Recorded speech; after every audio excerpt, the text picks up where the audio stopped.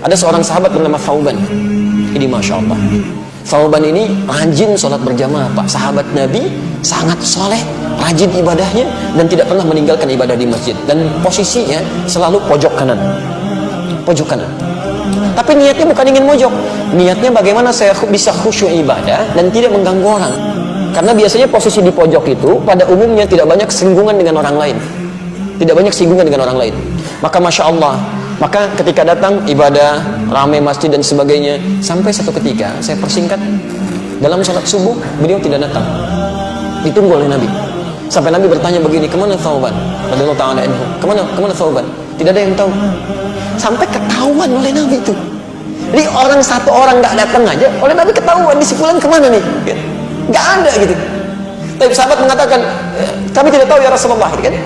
Apa yang terjadi? Ditunggu oleh Nabi. Saking seringnya sholat berjamaah, Nabi tidak ingin orang ini ketinggalan. Ditunggu sampai agak kemudian melewat, waktunya mulai berlanjut, diputuskanlah untuk dilakukan sholat. Ya, karena dikhawatirkan habis waktu subuhnya. Sholat ditunaikan, selesai menunaikan sholat, diputuskan untuk menengok sahabat tadi. Perhatikan, orang sering ke masjid, tidak ada di masjid, Nabi masih mengajak sahabat untuk menengok. Itulah jamaah.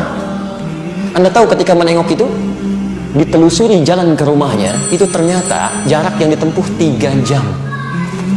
3 jam. Nah, yang paling ingin saya sampaikan ketika ditengok, istrinya kemudian boleh keluar mengatakan, Tufiya zawji. Aina Thauban? Kemana Thauban? Kata Rasulullah SAW. Kata istrinya, Waqad tufiya. Dia sudah wafat. Meninggal. Lalu Nabi berkata, perhatikan kalimatnya, apakah ada yang terjadi sebelum dia meninggal? Ini yang harus kita catat. Apa yang terjadi?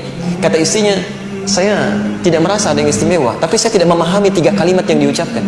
3 kalimat. Mahya apa itu? Nah, ini hikmahnya yang harus kita tangkap.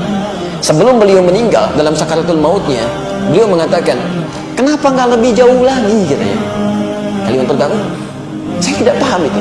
Kalimat kedua, kenapa bukan yang baru, katanya kan? Kenapa bukan yang baru? Dan kalimat ketiga, kenapa tidak semuanya aja? Tayyib, Rasulullah SAW tersenyum, lantas menyampaikan, turun berita dari langit menyampaikan, teman-teman sekalian, ketika Thauban mengatakan kenapa tidak lebih jauh lagi, kita mesti pahami, sebelum seseorang meninggal dunia dalam sakaratul mautnya, itu akan ditampakkan keadaan amalnya.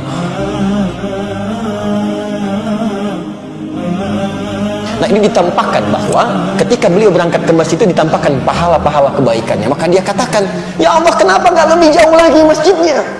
Sehingga ketika saya jalan itu mendapatkan lebih daripada itu. Bukankah langkah pertamanya mengangkat derajat di sisi Allah? Langkah keduanya menggugurkan dosa yang dibawa? Masjidnya tempatnya 25 lebih bagus daripada tempat biasa. Yang satu keduanya 500 tahun, dua ketiganya 500 tahun, tiga keempatnya 500 tahun. Kata sahabat Thauban, ya Allah, kenapa nggak lebih jauh lagi? Yang kedua, ternyata ketika musim dingin beliau berjalan, beliau menggunakan pakaian double. Yang paling dalam itu pakaian barunya, yang luar pakaian lamanya.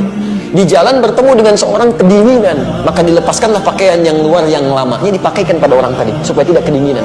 Ketika ditampakkan pahalanya, beliau berkata, ya Allah, kenapa bukan yang baru yang dulu saya pernah berikan? Kenapa bukan yang baru? Allahu Akbar. Dan terakhir mengatakan, kenapa bukan semuanya? Karena beliau terbiasa bersedekah pada orang, memberikan kebaikan-kebaikan, kadang-kadang berbagi dengan orang lain. Ketika ditampakkan pahalanya, Allah, kenapa nggak semuanya aja dulu saya kerjakan? Ada penyesalan dalam jiwanya. Anda bayangkan, seorang sahabat mulia saja masih menyesal dengan amalnya, maka bagaimana dengan orang-orang yang belum sempurna kebaikan-kebaikannya seperti itu? Jangan sampai meninggal dunia lantas dikatakan fa asaddaqa wa aqum minas shalihin. Beri kesempatan, ya Allah, walau sebentar, saya ingin berbuat baik, saya ingin berbuat baik, saya ingin berbuat baik.